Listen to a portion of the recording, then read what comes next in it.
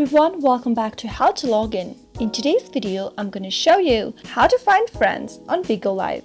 Keep watching the video till the end and don't forget to subscribe to our channel by hitting the subscribe button. Press the notification bell icon so that you'll never miss another update from us. Tap open your Bigo Live application from your app drawer and sign into your account. Once you're signed into your Bigo Live application, tap on the search icon at the top right corner. Now, you can find friends by entering a username, their Bigo Live ID, or simply a live title. Once you make your search, you'll be able to find relevant hosts from your search. Tap on your search result and you've ended up in the person's profile on Bigo Live. You can now start chatting with the contact by tapping on the chat button at the bottom right, and that is it. That is how you can easily find friends on Bigo Live. I hope you found the video to be helpful. If you did, go ahead and give us a thumbs up. Comment down below in the comment box if you have a question or a feedback for us. I'll soon be back with more tutorial episodes. Goodbye till then.